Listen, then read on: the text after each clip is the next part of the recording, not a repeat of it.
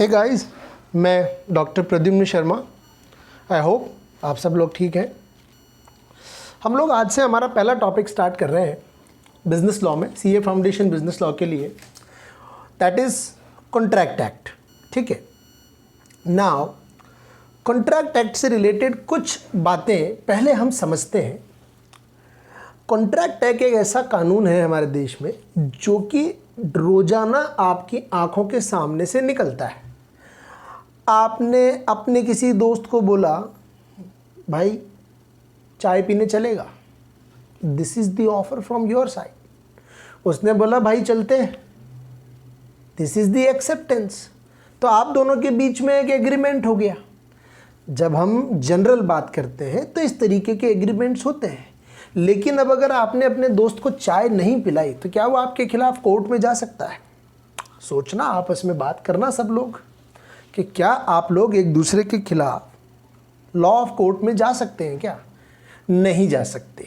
Reason, इस पूरे agreement में जो आपके और आपके दोस्त के बीच में हुआ है, इसमें पैसा इन्वॉल्व नहीं है। ठीक है, इसका नेचर ऐसा है, इस पर्टिकुलर ट्रांजैक्शन का नेचर ऐसा है कि आप इसको लीगली एनफोर्स नहीं करवा सकते, इसीलिए ये कॉन्ट्रैक्ट नहीं है। मैं आपको स्टार्टिंग में ये एग्जांपल सिर्फ इसलिए दे रहा हूँ कि जब हम इस चैप्टर को पढ़ें तो प्लीज़ कुछ भी जनरलाइज्ड मीनिंग मत निकालना, क्योंकि आप उससे इस पर्टिकुलर टॉपिक का पोटेंसी कम कर देंगे। इम्पोर्टेंस आपके लाइफ में इसका कम हो जाएगा। आप इसको बड़ा ही जनरलाइज करके समझने लग जाएंगे, जबकि लीगली बहुत काम आने वाली चीज़ है।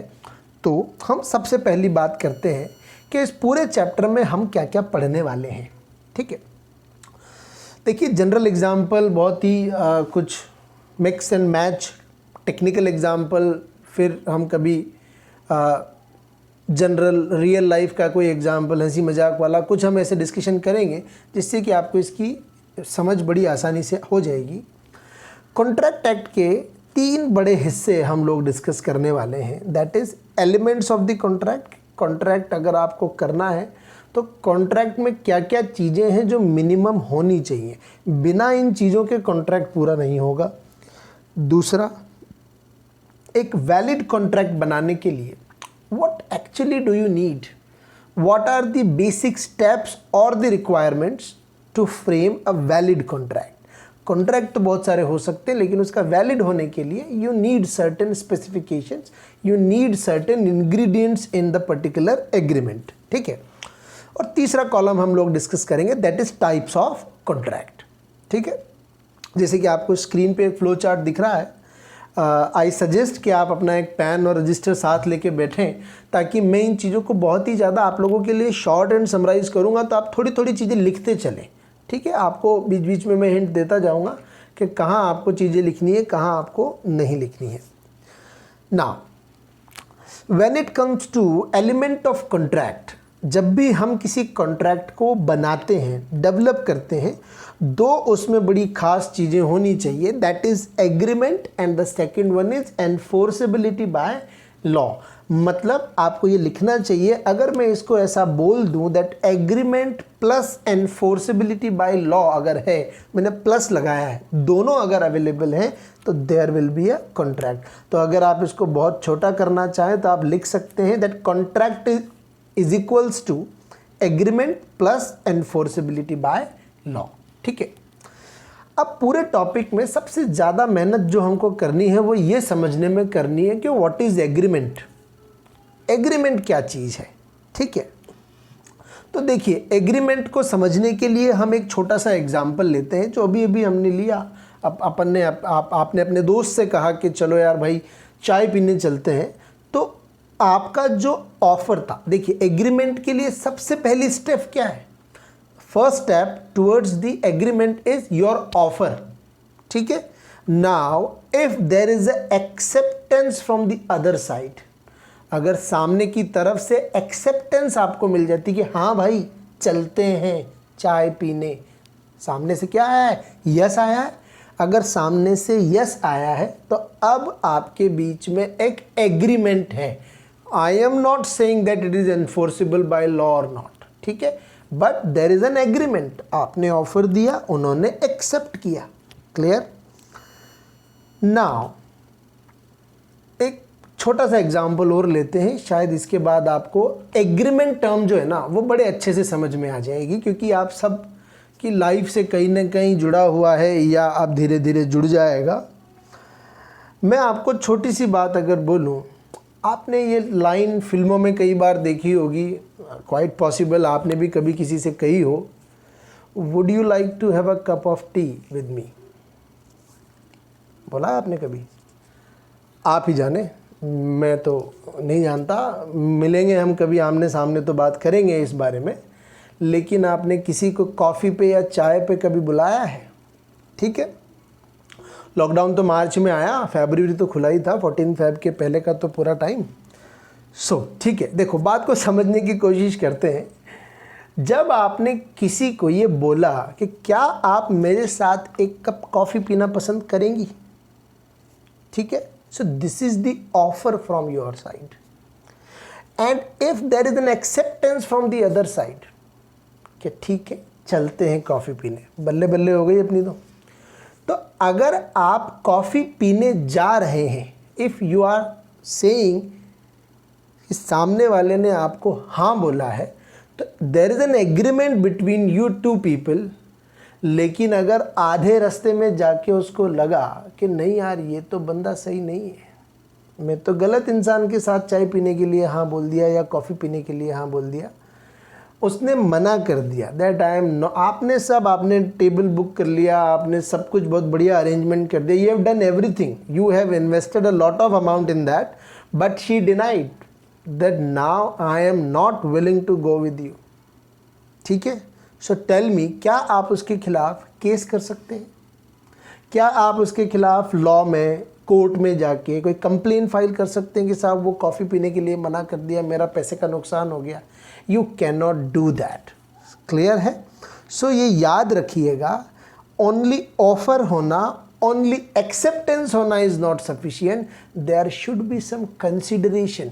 सो अगर मैं आपको कॉन्ट्रैक्ट को और भी बेहतर तरीके से बताऊं तो मैं ये बोल सकता हूं that offer plus consideration plus acceptance plus enforceability by law. अभी तक एनफोर्सेबिलिटी बाय लॉ हमने नहीं समझा, लेकिन आपने जिनको भी कॉफ़ी पीने के लिए बोला था, आपने उनको, अगर आपने ऐसा बोला होता कि प्लीज़ यार आप मेरे साथ कॉफ़ी पीने चलो, मैं आपको 200 रुपये दूंगा, 200 रुपीज़ का, और इसको आपने रिटर्न में किसी डॉक्यूमेंट पे ले लिया कि आप मेरे साथ कॉफ़ी पीने चलिए, अगर आप मेरे साथ कॉफ़ी पीने चलेंगे, अरे आप कोई ड्रामा कर रहे हैं, नाटक कर रहे हैं, किसी को आपको शो करना है कि नहीं यार आई एम नॉट अ सिंगल, मैं भी कॉफ़ी पीने जा सकता हूँ किसी के साथ, आपको किसी को जेलस फील कराना है।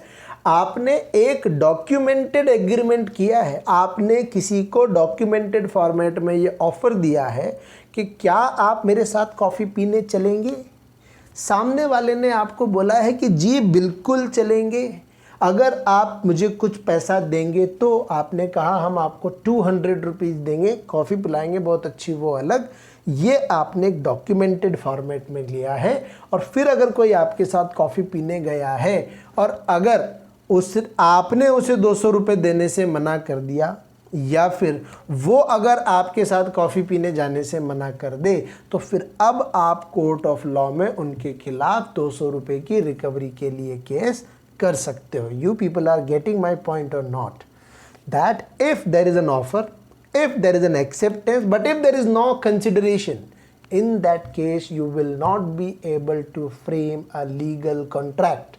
To frame a legal and a valid contract, you need offer, you need acceptance, and you also need some kind of consideration. होना चाहिए, बिना उसके नहीं बन पाएगा। क्लियर है? Now come to the next point. हम ऑफ़र की बात कर चुके, हमने एक्सेप्टेंस के बारे में थोड़ा बहुत समझा, हमने एनफोर्सेबिलिटी बाय ऑफ लॉ को बड़ा ही डिटेल में अभी तक नहीं समझा है, लेकिन इसका होना ज़रूरी है कॉन्ट्रैक्ट के लिए। Legal rule of valid offer, kinds of offer, essentials of a proposal, communication of offer and acceptance के अंदर legal rules of a valid acceptance and communication of the acceptance, इन सारी टर्म्स को हम लोग डिटेल में समझेंगे। अभी हम लोग थोड़ा सा मैंने आपको सिर्फ एक बेसिक बैकग्राउंड बताया है कॉन्ट्रैक्ट के बारे में कि किस तरीके से कॉन्ट्रैक्ट के अंदर चीज़ों को बड़ा बारीकी से जो है देखा जाता है। अदरवाइज जनरलाइजली हम जब कॉन्ट्रैक्ट पढ़ते हैं तो हमको ऐसा लगता है कि हाँ, हमने किसी को कॉफ़ी पीने के लिए बोला, उसने हमको हाँ बोल दिया, चलो कॉन्ट्रैक्ट हो गया, एग्रीमेंट बन गया है। तो नहीं, कंसिडरेशन का होना ज़रूरी है। Now come to the next point, contract का डेफिनेशन क्या है। तो देखिए, कोई डेफिनेशन नहीं है टेक्निकली, आप सिर्फ इतना सा समझिए, जो भी बिजनेस ट्रांजैक्शंस होते थे हमारी कंट्री में, उन बिजनेस ट्रांजैक्शंस को एक लीगल फॉर्मेट देने के लिए ब्रिटिश गवर्नमेंट ने, हमने नहीं, ब्रिटिश गवर्नमेंट ने 1872 में एक लॉ हमारे देश को दिया, जो कि बिल्कुल कॉपी पेस्ट था इंग्लैंड के अंदर जो कॉन्ट्रैक्ट एक्ट चलता था उसका। काफ़ी हद तक बस उन्होंने जो भी ब्रिटिशर्स थे उन्होंने अपने एडवांटेज के लिए इसको थोड़ा सा फ्रेम किया और हमको डिलीवर कर दिया। So it is a law which is framed in 1872। Objective I think आपको क्लियर हो गया है। It is designed to control and monitor the business transactions in the economy. 1872 में इसका यही ऑब्जेक्टिव था। So now come to the definition part. What is contract? So here is the tip. सबसे पहली बात आप ये ध्यान रखना, कॉन्ट्रैक्ट एक्ट हो चाहे कोई सा भी एक्ट हो, 99% केसेस में, आप कोई सा भी लॉ पढ़ें, इन 99% केसेस डेफिनेशन हमेशा आपको सेक्शन 2 में मिलेगी। सर ये सेक्शन क्या चीज़ है? देखो, जब भी लॉ बनता है ना, तो लॉ को सेक्शंस में बांटा जाता है। सबसे पहले लॉ को एक चैप्टर्स में बांटा जाता है, chapter 1, chapter 2, chapter 3, chapter 4, chapter 5 and so on. Then in chapters के अंदर सेक्शंस को इंट्रोड्यूस किया जाता है। चैप्टर बदल जाते हैं बट सेक्शंस की कंटिन्यूटी बनी रहती है। जैसे चैप्टर 1 अगर सेक्शन 100 तक ख़त्म हो गया तो सेक्शन 2 101 से स्टार्ट होगा। ऐसा नहीं है वापस 1 से होगा, वो 101 से स्टार्ट होता है। तो ये थोड़ा सा एक बेसिक अंडरस्टैंडिंग आप लॉ को जब भी पढ़े रहे हैं तो थोड़ा सा दिमाग में रखिएगा। नाउ सेक्शन 2 ने एग्रीमेंट की पहले हमको डेफिनेशन दी है। वो क्या कहता है आप अगर देखेंगे तो, that every promise and every set of promises forming the consideration for each other। मैंने बोला था ना, कंसिडरेशन के बगैर एग्रीमेंट का कोई मतलब नहीं है। तो कोई भी प्रॉमिस आपने किया है या कोई बहुत सारे 4-5 प्रॉमिस आपने एक साथ कर दिए हैं और उनके साथ में कंसिडरेशन भी जुड़ा हुआ है, तो ऐसा अरेंजमेंट एग्रीमेंट की कैटेगरी में आएगा। क्लियर है?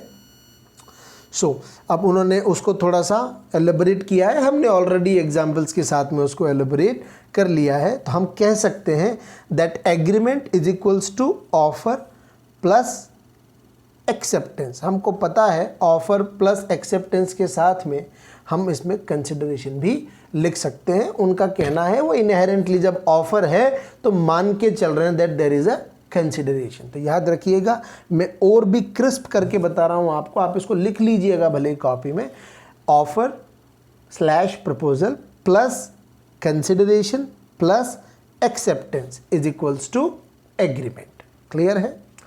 आई थिंक 2 एग्जाम्पल जो हमने लिए हैं उनसे आपको क्लैरिटी है। फिर भी मैं एक आपको टेक्निकल एग्जाम्पल से और भी एग्रीमेंट के बारे में बता देता हूँ। मैंने आपको बोला, would you like to sell your house to me, 20 lakh रुपए में क्या आप अपना घर मुझे बेचना चाहेंगे? This is the proposal from my side. आपने मुझे बोला ठीक है। देखिए, मैंने आपको ऑफ़र दिया है, मैंने आपको एक ऑफ़र दिया है, साथ में कंसिडरेशन भी ऑफ़र किया है 20 लाख रुपए। आपने कहा ठीक है, खरीद लीजिए। एक्सेप्टेंस आपकी तरफ से आ गया, that is an agreement. Contract नहीं बनाया अभी, दिस इज़ एन एग्रीमेंट। अब आते हैं हम इसको कॉन्ट्रैक्ट बनाने की सिचुएशन पे।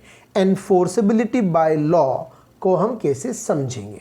आप चिंता मत कीजिए, ये नोट्स मैं आपको भी भेजूंगा। ये जो PDF आपको स्क्रीन पे दिख रही है, ये मैं आपके साथ शेयर करूंगा, ठीक है। नाउ एनफोर्सेबिलिटी बाय लॉ के अंदर आप सिर्फ एक चीज़ समझिए और याद रखिएगा दैट एनफोर्सेबिलिटी बाय लॉ का मतलब है anything which can be proved or can be put in front of the judge of the court. आप कोई भी ऐसी चीज़ जो इंडिया में लीगली वैलिड है, जिसको कि कोर्ट ऑफ लॉ में ले जाया जा सकता है, गवर्नमेंट की तरफ से कोई कानून उससे रिलेटेड बनाया गया है, कुछ भी ऐसा जो कि in the eyes of law is acceptable in court, वो होना बहुत ज़रूरी है। तो आप इसको समझिए। और थोड़ा मैं आपको एक आध एग्जांपल से बताता हूँ। वो जो घर मैंने आपसे ख़रीदने का बोला था ना, कि आप 20 लाख रुपए में अपना घर मुझे बेचेंगे क्या? आपने कहा बिल्कुल बेचेंगे। मैंने एग्रीमेंट कर लिया आपके साथ। बाद में मुझे पता लगा उस घर की टाइटल डीड आपके नाम पे नहीं है। You don't have the title deed in your name. ठीक है, अब आपके साथ मैंने एग्रीमेंट किया है। अब इसमें दो केस हो सकते हैं।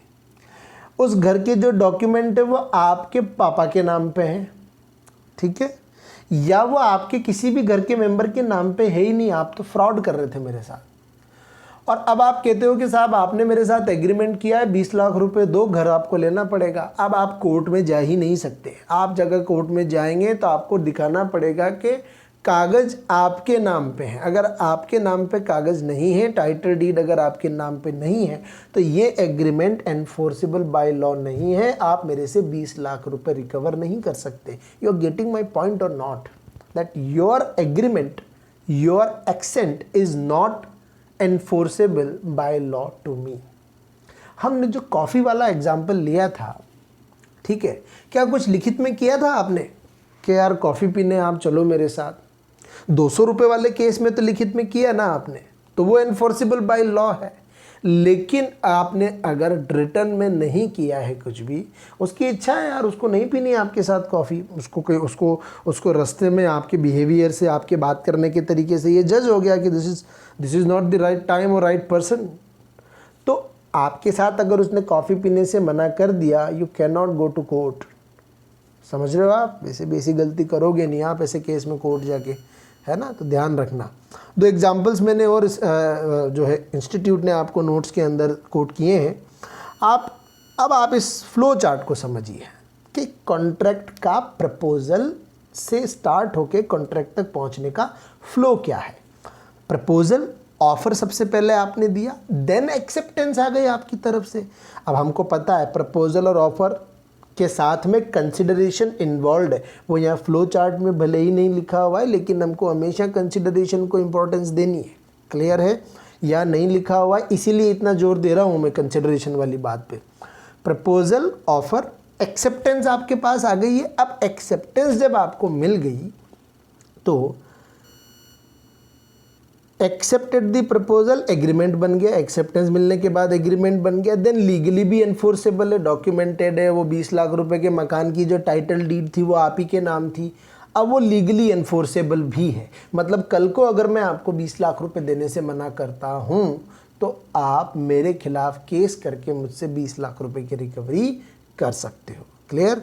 कॉन्ट्रैक्ट बन गया साहब, अगर ये सारे एलिमेंट्स अवेलेबल हैं तो। डन?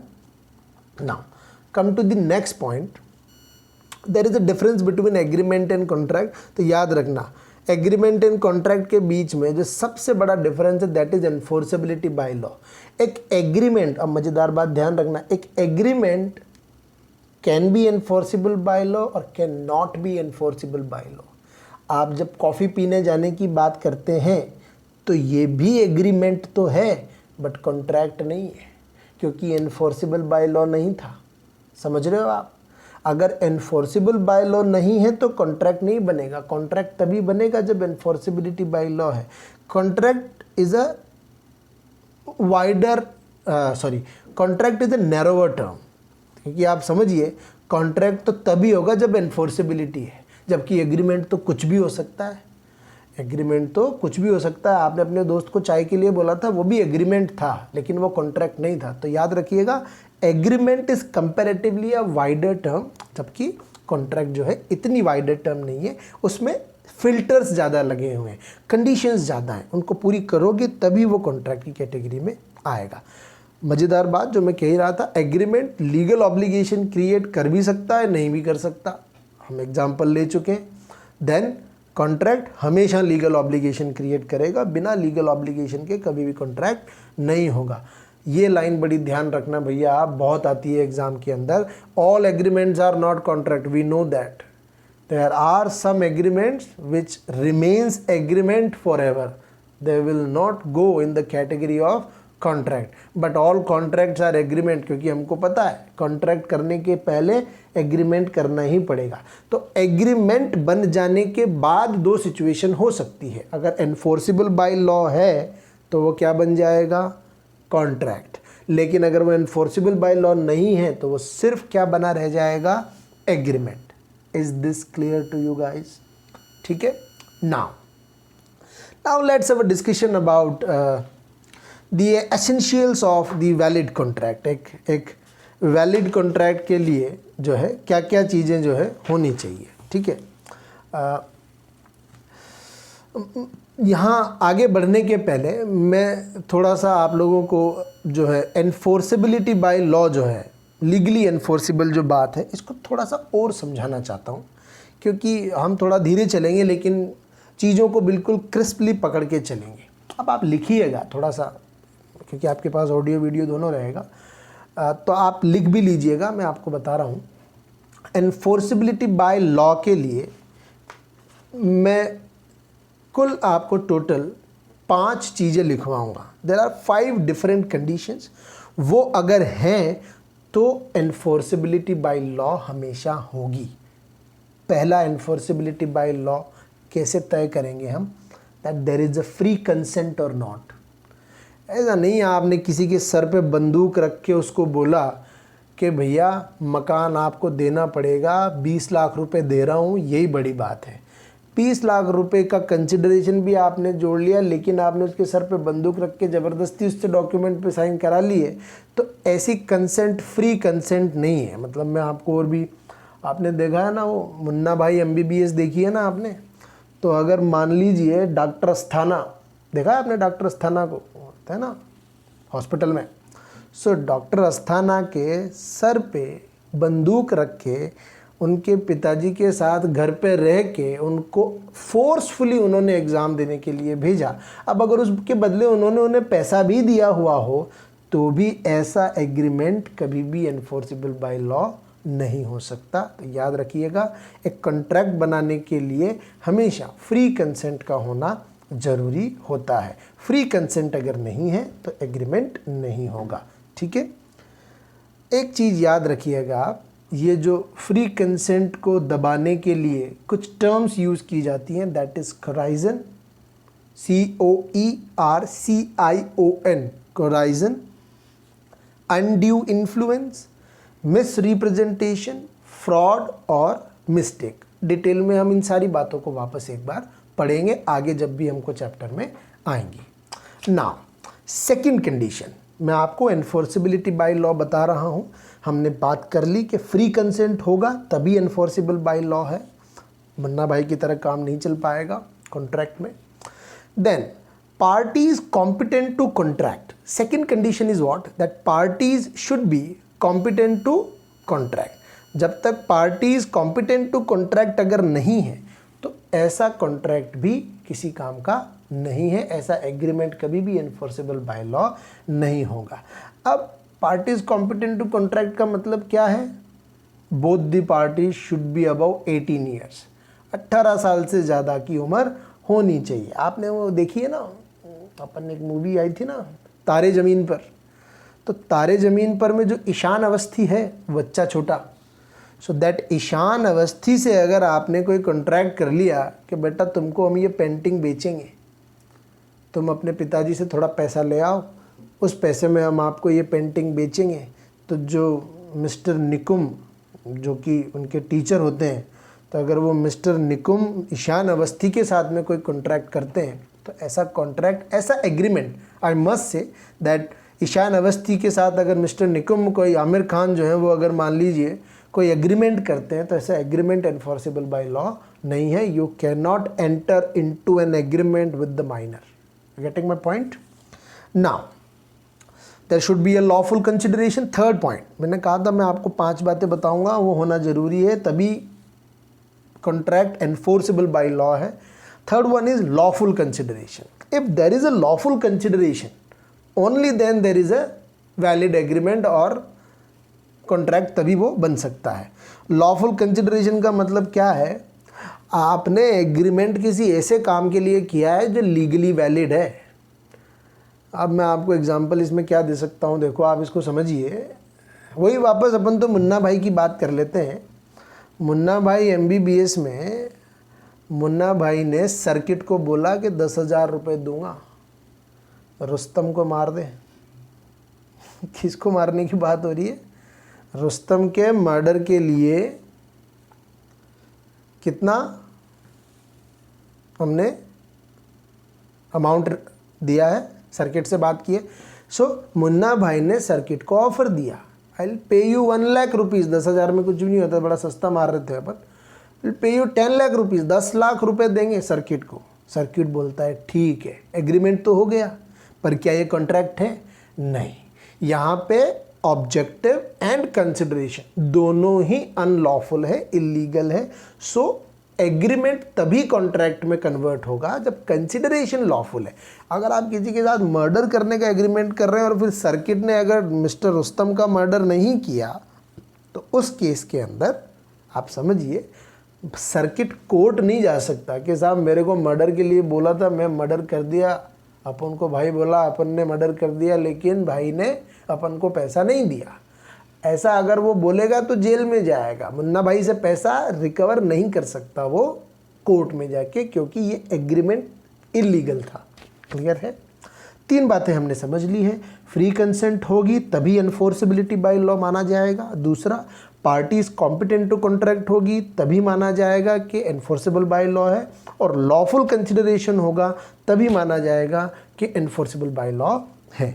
चौथी चीज़, ऑब्जेक्टिव जो है, जो जिस पर्टिकुलर मुद्दे पे आप सारा एग्रीमेंट कर रहे हो, so that objective should be lawful. वही सेम बात है, हम मर्डर के लिए अगर, तो हमने ऑब्जेक्टिव क्या रखा है? मर्डर। मैंने वो दोनों बातें आपको एक साथ समझाई है वहाँ। मर्डर अगर आपने ऑब्जेक्टिव रखा है तो आपका ऑब्जेक्टिव इलीगल है। इफ अगर आपका ऑब्जेक्टिव इलीगल है तो ऐसा ऑब्जेक्टिव रख के आप एक वैलिड कॉन्ट्रैक्ट नहीं बना सकते। क्लियर है? मतलब आप 10 लाख रुपए टैक्स पेड देना चाहते थे, एक नंबर का पैसा, ब्लैक मनी नहीं, एक नंबर का पैसा देना चाहते थे आप मर्डर के लिए, बट आपका जो मर्डर का ऑब्जेक्टिव है वो इलीगल है। तो आपका ऑब्जेक्टिव भी इलीगल नहीं होना चाहिए और आपका कंसिडरेशन भी इलीगल नहीं होना चाहिए। क्लियर है? Now 5th point is agreement should not be declared void और इलीगल। अब आप इसको ऐसे समझिए कि जब आपने एक्चुअली में एग्रीमेंट किया तब तो वो वैलिड था, लेकिन बाद में किसी वजह से वो इलीगल हो गया या वॉइड डिक्लेयर हो गया। वॉइड मतलब कोई लीगली चेंज आ गया, इस वजह से उसकी जो वैलिडिटी है वो बदल गई। अब मैं आपको इसको एक एग्जांपल से समझाता हूँ कि आपने जो है, जैसे मैंने आपको ये बोला कि ये मकान आपका जो है वो 20 लाख रुपए में आप हमें बेच दीजिए, या आप यूँ समझिए कि जैसे सट्टा लगाते हैं ना अपन, सट्टा, हॉर्स रेस। तो आपने किसी चीज़ के ऊपर के शेयर मार्केट को नहीं लेते एग्जांपल में, बेटर नहीं रहेगा। हॉर्स रेस के ऊपर आपने सट्टा लगाया, ठीक है। हॉर्स रेस के ऊपर आपने सट्टा लगाया कि अगर ये रेड घोड़ा जीत गया तो 10 लाख रुपए जो है मैं लगाता हूँ, 10 लाख के मुझे 1 करोड़ मिलेंगे। अब 10 लाख के 1 करोड़ रुपए आपको मिलेंगे जिस दिन आपने ये सट्टा लगाया, उस दिन तो ये हॉर्स रेस पे पैसा लगाना इंडिया में वैलिड था, ठीक है। लेकिन हॉर्स रेस होने के पहले पार्लियामेंट ने एक लॉ पास कर दिया हमारे यहाँ और हॉर्स रेस को इलीगल डिक्लेयर कर दिया, ठीक है। तो at the time of contract, जब आपने कॉन्ट्रैक्ट किया तब तो आपका जब आपने एग्रीमेंट किया, आई मस्ट से, जब आपने एग्रीमेंट किया तब तो आपका ऑफर और एक्सेप्टेंस वैलिड था। लेकिन जब इसका एग्जीक्यूशन का टाइम आया तब ये इलीगल डिक्लेयर हो गया। तो अगर कोई ऐसा एग्रीमेंट है जो कि बाद में इलीगल डिक्लेयर हो जाए या वॉइड डिक्लेयर हो जाए तो भी वो इन्फोर्सिबल बाय लॉ नहीं रहता और वो जो है इनवैलिड डिक्लेयर हो जाता है। क्लियर है? तो आप ये समझिएगा। फाइनली मैं आपको एक लाइन के साथ कंक्लूड कर रहा हूँ, that is agreements which do not have any legal contractual obligation are not contracts, and all those agreements which have legal obligation are known as contracts. Clear है? आज हम लोगों ने जितनी बातें की है उनको आप थोड़ा सा ध्यान से सुनिएगा। पहला लेक्चर है तो हम चीज़ों को बड़ा ही धीरे धीरे समझ के चल रहे हैं। मेरा इंटेंशन ये है चीज़ों की गहराई को आप समझें, बात को समझने की कोशिश करें। Thank you very much. Bye bye. मैं doctor Pradyumna Sharma, next lecture में मिलते हैं।